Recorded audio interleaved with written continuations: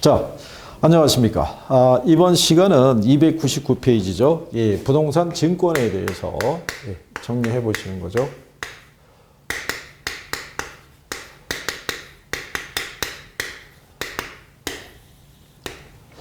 자, 이게 이제 그 투자론을 배우시고요. 금융론으로 이렇게 연결돼 올 때 보면은 조금 이제 내용에 좀 그러니까 용어의 어려움, 이해에 대한 부분에 대해서 조금 이제 어려움을 겪을 수 있는데 요것도 이제 반복적인 과정을 통해서 다 이렇게 해소가 될 수 있는 거죠.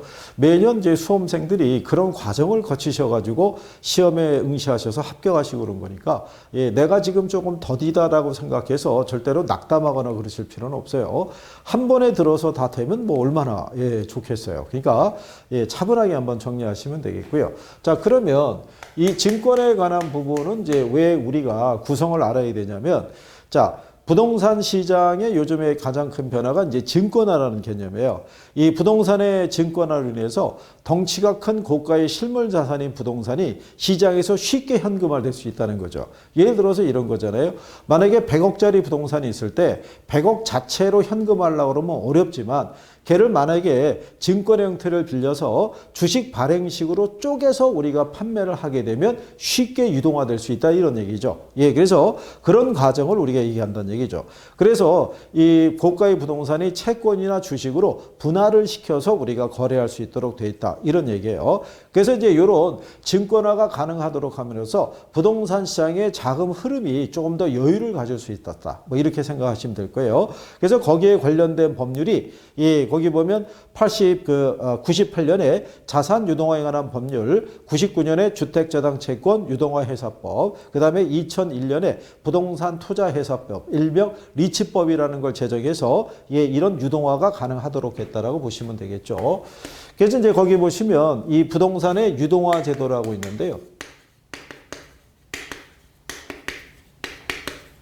유동화 제도에 보시면 첫 번째로 나오는 게요, 그 유동화하고 증권화라는 게 있어요. 요거는 이제 어떤 관점으로 생각하시면 되냐면요, 이런 거예요. 만약에 여기 자금 수요자가 이렇게 있고요, 여기 만약에 이제 금융기관이 있어요. 이 둘 사이에 자금 수요자 소유의 주택이 있죠. 요 주택을 담보로 금융기관에서 융자를 해주는 거예요. 그래서 만약에 한 3억 정도 해줬고요, 기간은 10년 이렇게 해줬다, 이런 얘기죠. 그런데 문제가 뭐가 되냐면 대출 기간이 10년인데 이 금융기관도 고객으로부터 예금을 받아서 자금 조달해서 빌려준 건데 요건 단기 자금인데 10년으로 빌려줬잖아요. 그러면 금융기관의 입장에서는 돈이 잠기죠. 그럼 유동성이 떨어지게 된다는 얘기죠. 그럴 때 이 금융기관은 융자를 해준 것만큼 이 부동산에다가 저당권을 설정하겠죠. 이 저당권 중에서 만기가 10년 이상의 저당권의 명칭을 저당채권이라고 그래요. 그렇죠? 근데 이거는 채권, 권리라는 거예요. 즉, 이 저당권에 관한 소유권을 갖고 있고 저당권에 기초해서 원리금을 받을 수 있는 권리가 있다 뿐이지 이게 현금은 아니란 얘기죠. 그러면 돈을 찾으러 오면 줄 돈이 없잖아요. 그죠? 그랬을 때 금융기관은 보유하고 있는 저당 채권을 요걸 우리가 2차 대출 기간 또는 유동화 중개 기관에다가 이거를 양도하는 거죠. 그러면 2차 대출 기간에서는 여기서 사들인 저당 채권을 기초로 해가지고 누구에게, 투자자에게 뭐를 발행하냐면 증권을 발행을 해요. 그래서 여기서 일단 저당 채권을 일로 넘기는 거를 저당 채권의 유동화라고 얘기하고요. 여기에서는 이 보유하고 있는 저당 채권을 기초로 해서 투자자에게 증권을 발매를 하죠. 이거를 이 저당 채권의 증권화라고 얘기를 해요. 그래서 유동화가 있고 증권화가 있는데 우리나라에서는 이 저당 채권을 유동할 때는 증권의 형태를 빌려서만 유동할 수 있어요. 그래서 우리나라는 유동화하고 증권화가 같은 개념으로 인식하고 있다고 보시면 돼요. 그러면 이렇게 유동화할 수 있는 이 종류가 있을 때요, 종류를 보시게 되면 큰 틀에서만 보셔도 돼요. 자산 유동화 제도라는 게 있고요. 그리고 이제 300페이지를 가보시게 되면 주택 저당 채권 유동화 제도라는 것이 있고요. 그 다음에 이 부동산 투자 회사 제도라고 있어요.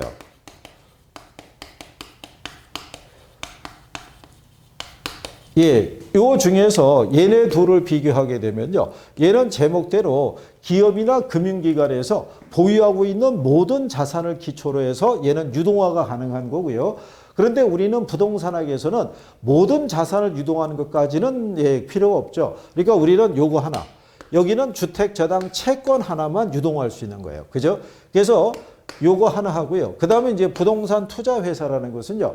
고가의 실물 자산에 투자하기 위해서 예, 우리가 주식시장에다가 주식을 발행을 해서 투자 자금을 모집해서 투자 운영하는 방식이에요. 그래서 얘가 부채증권의 대표적인 거, 지분증권의 대표적인 거예요. 그래서 시험상에서는 요거 둘이 예, 돌아가면서 언급이 되니까 요거 둘을 중심으로 정리하시는 게 필요할 거예요. 그래서 우리 300페이지 하단을 내려가면 주택저당채권 유동화 제도라고 명시가 되어 있는 거예요. 그죠? 예, 그래서 고기를 이제 우리가 알아보는 게 거죠. 예, 그래서 제목이 주택저당채권 유동화 제도라는 거죠. 예, 이 명칭은 주택금융공사법의 명칭이 예, 돼 있죠. 그래서 이제 이 주택저당채권이라는 것은요, 이게 이제 이런 주택저당채권이 활성화되는 거는 미국이나 유럽까지 선진국에서 먼저 활성화가 된 거죠. 걔네들도 이런 제도가 없으면은 부동산을 현금화하기는 쉽지 않았다는 얘기죠. 그렇죠? 예, 그래서 주택 수요의 증가에 따른 자금 수요를 우리가 충당하기 위해서. 왜냐하면 대부분 주택 자금을 빌릴 때는 장기 저리 요건인데 장기 저리 요건으로 대출해주기가 어렵잖아요. 그럴 때 만약에 대출해주고 확보한 저당 채권을 유동화할 수 있다 그러면 자금 흐름이 상당히 원활하게 될 수가 있겠죠. 예, 그래서 이 저당 채권 유동화 제도라는 것은 결국 금융기관이 보유하고 있는 저당권을 다른 사람에게 양도할 수 있도록 해주는 거예요. 근데 이제 그게 이렇게 보시면 되는 게 우리 현행 민법에서는 여기 부동산에 만약에 내가 가지고 있으면 소유권이 있잖아요. 그러면 여기다가 대출하게 되면 저당권이 이렇게 설정이 됐을 때 우리 민법상에서는 이걸 분리해서 거래할 수가 없어요. 그래서 아까 말씀드렸던 법률이 만들어진 거예요. 자산 유동화에 관한 법률 이런 게 만들어져서 그거를 기초로 유동화할 수 있다 이런 얘기죠. 그러면 얘가 유동화되면서 우리가 나타나는 효과라는 게 있죠. 그래서 저당채권의 유동화라는 것은요, 주택금융이나 이 기타 부동산 금융의 활성화에 큰 기여를 한다고 해서요, 금융기관들이 한정된 재원으로 다수의 주택 자금 수요자에게 자금을 계속 공급해 줄 수 있어요. 그러면 이제 그게 무슨 얘기냐면, 가령 예를 들어서 은행이, 그렇죠?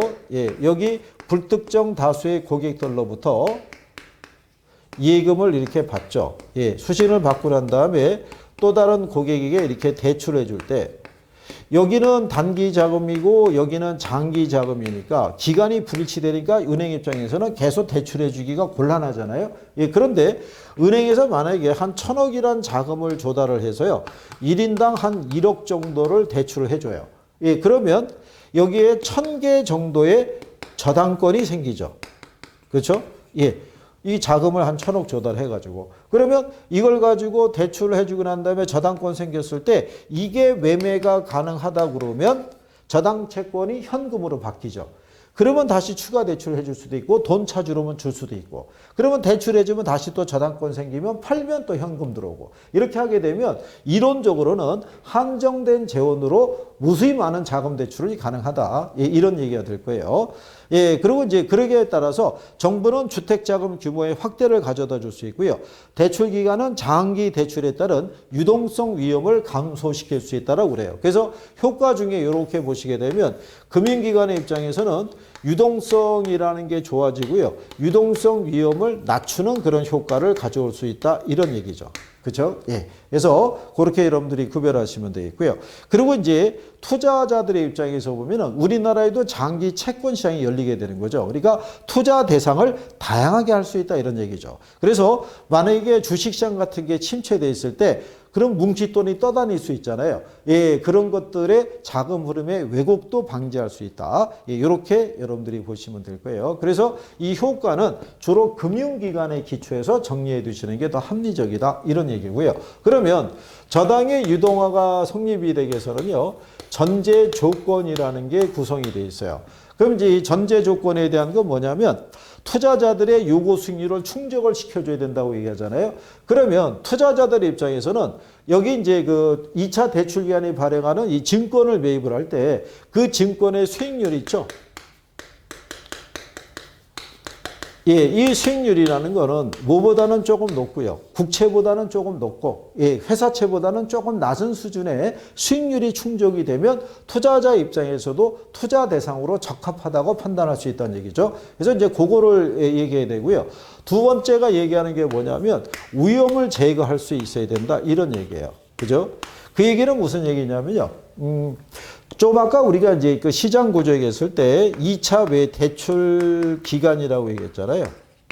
예, 2차 대출 기간 또는 유동화 중개 기간인데 원래 2차 대출 기간의 역할을 코모커라고 그래가지고 민간 업체에서 했었어요. 근데 민간이라는 게 공신력이 떨어지잖아요. 그러면 2차 대출 기간이 민간 기관이면 투자자 입장에서는 리스크가 크다고 보고 여기서 발행하는 증권에 대해서 요구하는 수익률이 커질 수밖에 없죠. 그런데 2차 대출 기관이 우리나라는 현재 누가 하고 있냐면 주택금융공사가 하고 있다고요. 그러면 주택금융공사는 금융공기업이잖아요. 이거는 정부가 지급보증해 주는 거니까 투자자 입장에서는 리스크가 많이 줄어드는 거죠. 예, 그러면 여기 있는 2차 대출 기관은 좀 싼 이자를 주고 돈을 조달을 해서 시장이 공급할 수 있으니까. 그죠? 예, 그러기 위해서 이 위험을 제거하기 위해서 주택금융공사가 설립이 되었다. 예, 이렇게 보시면 되겠죠. 그래서 저당채권의 유동화의 전제 조건에 이제 그거를 이제 우리가 얘기하고 있죠. 그러면 이제 뒤로 가시면 저당시장의 구조라고 있는데요. 구조에 대해서 이제 우리가 정리해 보시게 되면 조금 아까 여러분들이 해보신 거랑 똑같아요. 예, 다시 한번 뭐 복습 한번 해볼까요? 저당시장의 구조는 알고 계셔야 돼요. 그죠? 예.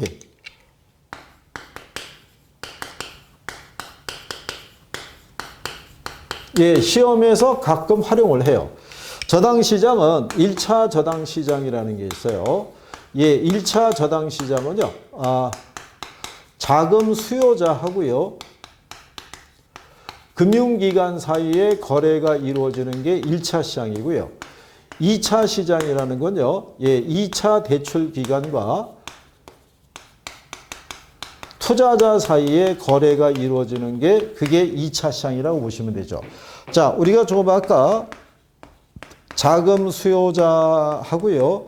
금융기관 사이에 이렇게 거래가 이루어지는 시장 있죠. 예, 여기가 1차 시장이에요. 그래서 금융기관은 자금 수요자 소유의 요 주택 있죠. 이 주택을 담보로 해서 대출이 일어나는 시장을 우리가 1차 시장이라고 얘기하는 거예요. 그죠? 예. 그 다음에 2차 시장이라는 건요. 2차 대출 기간 있죠. 하고 투자자 사이에 거래가 이루어지는 게 2차 시장이에요. 여기가. 자, 그런데 이제 여러분들이 2차 대출 기관의 역할을 우리나라에서는 주택금융공사가 하고 있다고 그랬죠. 근데 여러분들이 아시는 주택금융공사의 대표적인 상품 중에 하나가 보금자리론이에요. 그런데 주택금융공사는 대출 업무 능력이 없어요. 그래서 얘네가 취급하고 있는 보금자리론을 시중은행에다가 위탁 판매 계약을 체결해서 얘네가 위탁 판매해 주는 거예요. 그러면 여기서 보금자리론 대출을 해주게 되면 그 자금은 누가 지원을 해줘야겠어요? 얘네가 지원해 줘야 되는 거예요. 그러면 주택금융공사는 그 자금을 어떻게 조달하냐면 자기네가 보금자리론 판매해가지고 확보하고 있는 저당 채권 있죠. 그거를 기초로 해서 투자자에게 뭐를 판매하냐면 주택 저당 증권이라고 해서 증권을 만들어서 파는 거예요. 그래서 얘를 판매해서 조달한 자금이 있죠. 예, 그거를 1차 시장으로 공급해주는 역할을 하는 거예요. 그래서 여기가 주택자금의 공급시장이라고 얘기를 해요. 2차 시장이. 요거를 바꿔서 한 3번 인용을 했어요. 출제를. 예, 그러니까 구조에 대한 거를 이해하시면 되겠죠. 그러니까 1차는 보금자리론 대출을 통해서 주택담보로 대출이 이루어지죠. 그러면 대출이 이루어지면 뭐가 발생하냐면 저당 채권이라는 게 발생을 할 거 아니에요. 그러면 이 소유권을 이제 주택금융공사가 가지고 있다가 그거를 기초로 해서 투자자에게 증권을 발행해서 조달한 자금을 계속 1차 시장으로 공급해주는 역할을 한다라고 생각하시면 될 거예요. 예, 그래서 그렇게 정리하시면 되겠고요. 그리고 이제 이번에 주택금융공사법에 대한 부분이 개정이 된 게 있어요. 그래서 그거는 자료로 해서 올려드릴 테니까 그거 보고. 근데 그게 시행이 6월 21일부터 6월 23일 사이에 시행이 돼요. 2021년. 그렇기 때문에 아직은 그래서 이제 시중에 있는 교과서들에서는 우리 교과서도 마찬가지지만 그거는 반영할 수가 없었다는 얘기죠. 그래서 그거는 이제 자료로 이제 드릴 테니까 그 확인하시면 될 거예요. 그런 얘기죠. 그래서 1차 시행하고 2차 시행에 대한 부분을 구별하시는 게 필요할 거고요. 그 다음에 이제 옆 페이지에 가시면은 주택저당증권이라고 나오죠.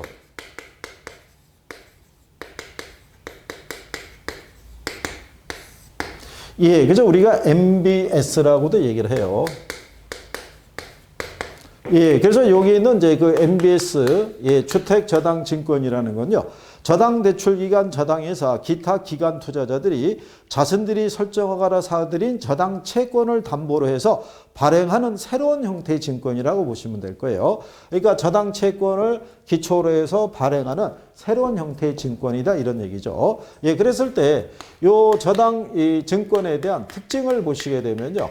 발행 기초가 되는 여기서 대출을 해줄 때 있죠. 이때는 고정이자로 대출해 줄 수 있는데 여기서 만약에 증권을 발행할 때의 수익률은 꼭 고정금리로만 주지 않고요. 변동이자를 적용할 수도 있다라고 보시면 될 거예요. 그리고 한 개의 저당채권을 여러 개로 쪼개서도 발행할 수 있다. 규모를 달리해서 그렇게 보시면 되겠고요.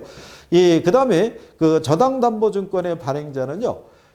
여기 있는 얘가 2차 대출 기간도 발행할 수 있어요. 그죠?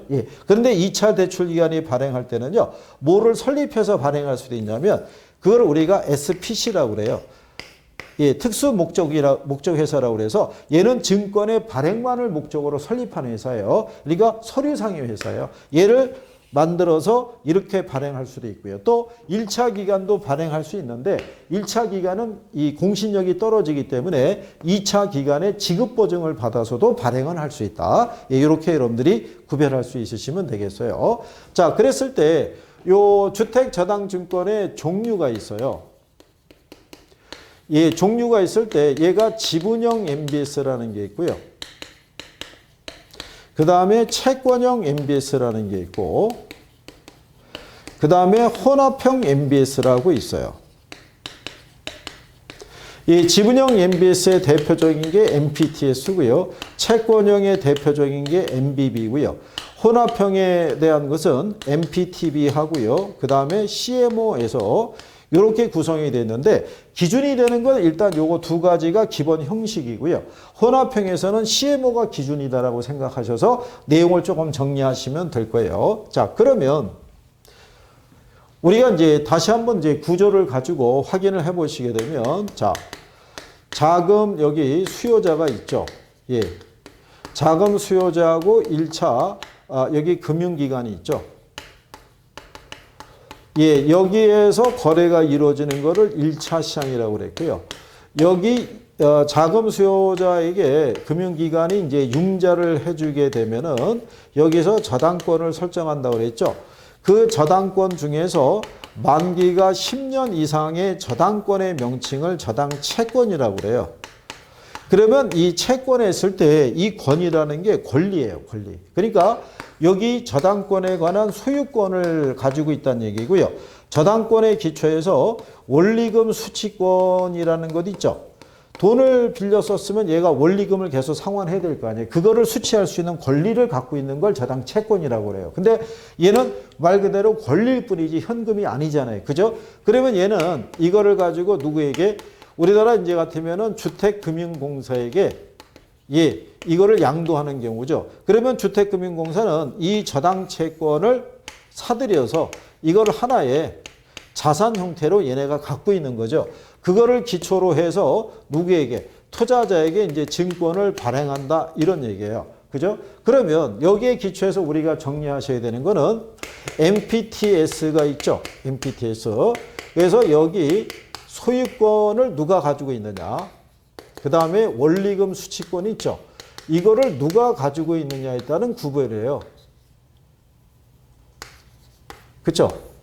그러면 이게 뭐냐면 이 저당권에 기초한 소유권과 원리금 수취권을 누가 갖고 있느냐에 따라서 얘네 둘에 대한 성격이 달라지는 거예요. 그래서 MPTS는 모든 거를 누가 갖냐면 여긴 투자자가 갖는 거예요. 그리고 이제 원리금 수취권을 갖고 있는 사람이 조기 상환 위험도 얘가 부담해요. 얘가. 그래서 여기는 전부 투자자가. 그러면 얘는 구조가 어떻게 되냐면요. 우리 교재에 보면은 MPTS라고 돼 있죠. 예, 거기 보시면은 영문을 보시면 모게지 패스스루시라고 해놨죠. 패스스루시의 의미가 뭐냐면 자동이체예요. 그죠? 예, 그래서 여기는 뭐냐면요. 주택 저당 채권을 기초로 발행되는 MBS의 일종으로서 발행 기초인 주택 저당 채권 집합에 대한 원리금의 지급 보증을 하고 소유권이 지분 형태로 투자자에게 이전되는 일종의 지분 이전 증권이라고 그러죠. 이게 무슨 얘기냐면 얘네가 여기서 사들이 저당 채권이 전체가 가령 예를 들어서 100억 정도에 해당이 돼요. 그죠? 그럼 이거 전체가 주택금융공사의 자산인데 이 중에서 이 투자자에게 한 10억 규모의 MPTS를 발행하는 거예요. 그러면 전체 중에 요 10억에 대한 권리를 누구에게? 투자자에게 매각하는 거죠. 그러면 주택금융공사는 매월을 단위로 투자자로부터 원리금이 들어온다고요. 얼마에 대한? 100억에 대한. 예, 그 중에 10억에 해당하는 원리금을 얘한테 주는 거예요. 권리를 얘한테 넘겼으니까. 그렇죠? 예, 그래서 이 저당 채권 중에서 10억에 해당하는 소유권, 원리금, 수취권을 다 누구에게? 투자자에게 주는 구조예요. 그래서 만약에 얘가 중간에 조기 상환하죠.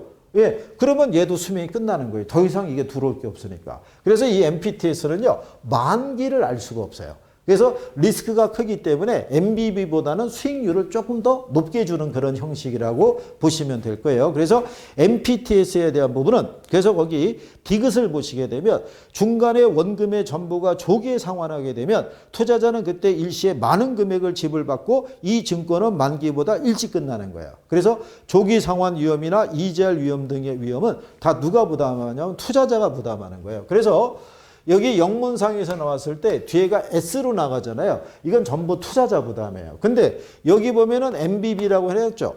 얘는 그러면 우리나라 한글로 보면은 이게 비읍이잖아요. 그러니까 여기는 전부 다 발행자가 부담해요. 모든 걸 누가 갖고 있다? 발행자가. 그러면 여기 있는 MBB는 뭐를 생각하시면 되냐면 회사채 같은 거 생각하시면 돼요. 그러면 그 얘기는 무슨 얘기냐면 여기서 이 주택금융공사는 100억의 자산을 갖고 있어요. 그러면 이 100억 자산 중에 일부를 요 투자자에게 매각을 하는 구조가 아닌 거예요. 여기는 요 자산을 뭐로 제공하냐면 담보로 제공하는 거예요. 담보로. 왜냐하면 요 자산에 기초해서 매월 원리금 들어올 거 아니에요. 그러니까 내가 너한테 줄 이자는 내가 충분히 줄 수 있다 이거죠. 요거 담보로 제공하고요. 주택금융공사의 신용 있죠.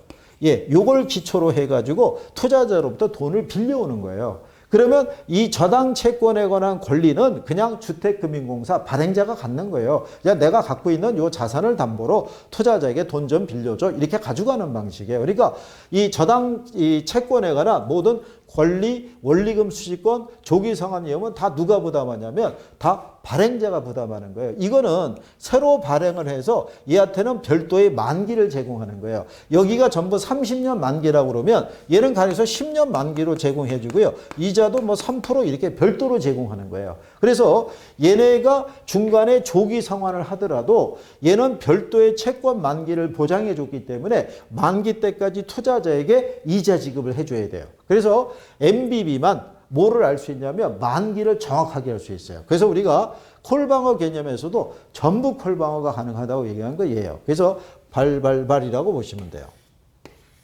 모든 걸. 예. 그 다음에 이제 MPTB 하고요. 그 다음에 CMO가 구성이 돼 있을 때 여기도 똑같아요. 왜 이건 혼합형이라고 그러냐면 소유권을 발행자가 갖고 있다는 점은요. 요거는 MBB하고 성격이 같아요. 그런데 원리금을 투자자에게 지급한다는 면에서는 요거는 MPTS하고 성격이 같다고 얘기하는 거예요. 그래서 원리금 이 수취권을 갖고 있는 애가 조기 상환 위험도 부담하니까. 그러니까 여기 MPTB는요.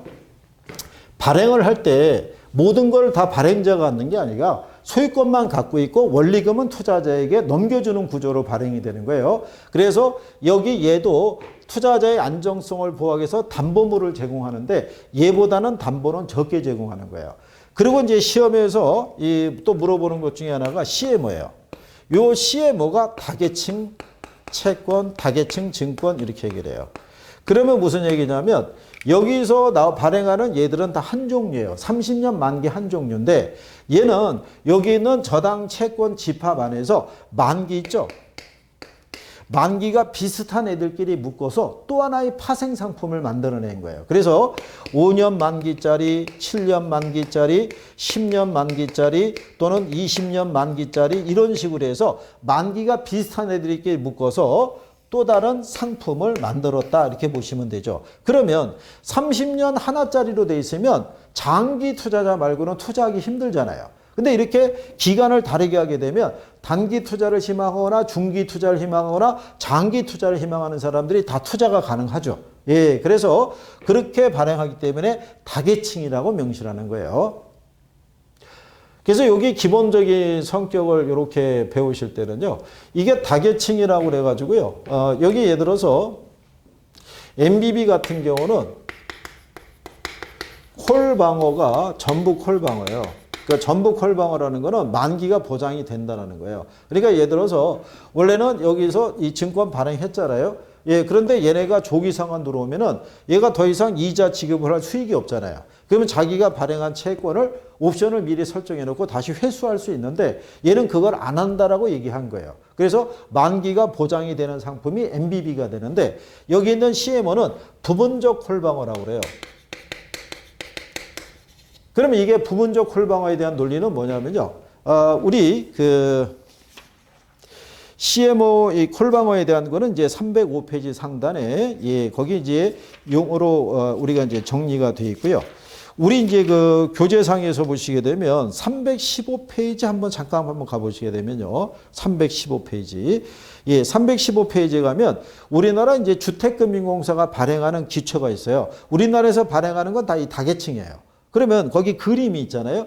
그림에 보시면은 자, 만기가 1년, 2년, 3년, 그다음에 5년서부터 보면요. 맨 오른쪽에 콜 조건이 있죠. 거기 보면 3개월 이후 콜이라는 얘기예요. 그럼 그 얘기가 뭐냐면 이럴 수 있다는 거죠.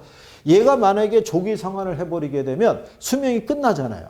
그러면 주택금융공사는 더 이상 이자 지급할 수익이 안 나오니까 발행한 채권을 다시 회수할 수 있는데 그거를 5년짜리는 3개월 이후 콜이라는 얘기는 뭐냐면 조기 상환이 들어와서 이 증권의 수명이 끝났더라도 3개월 이후부터 내가 권리를 행사하겠다는 거예요. 그것도 조기 상환이 됐을 때만. 예. 그러니까는 여기는 3개월 이후, 여기는 가령해서 1년, 여기는 만약에 5년 이렇게 되면은 이게 기간이 늘어나면 늘어날수록 최소한의 이자 수익은 보장받을 수 있다는 얘기죠. 예, 전부는 아니지만, 예, 그래서 부분적 콜방어의 성격을 갖고 있다고 얘기를 해요. 그래서 여러분 시험상에 장기 투자자들이 원하는 부분적 콜방어가 예, 이게 실현이 되고 있다는 게 그게 CMO 얘기예요. 근데 CMO의 관점은 여러 개의 계층으로 이루어져 있다는 거, 예, 그게 일단 포인트라고 이렇게 생각하시면 될 거예요. 자, 그래서 이제 다시 그 본문으로 돌아오셔가지고요. 예, 거기 이제 증권에 관한 내용에서 포인트는 뭐냐면 304페이지 하단에 가면 박스 있어요. 그죠? 예, 그 내용 정도만 알아두셔도 기본적인 이론 나오는 건 맞출 수 있어요. 예, 그리고 여기에 대한 연습은 나중에 우리가 문제 풀면서도 문제 안에서 다시 한번 또 확인시켜 드릴 거예요. 그렇게 보시면 될 거고요. 305페이지에 있는 그 상업용 저당담보증권이라고 있어요. CMBS라고 있는데, 요거는 여러분 시험 지문에 한 번 나온 거예요. 예. 용어 정도만 알고 계시면 되는 게 뭐냐면요. 얘는 일반적인 임대부동산 있죠. 예, 임대부동산에서 발생하게 되는 임대료 있죠. 이거를 기초로 해서 CMBS를 발행하는 거예요. 누구에게? 투자자에게.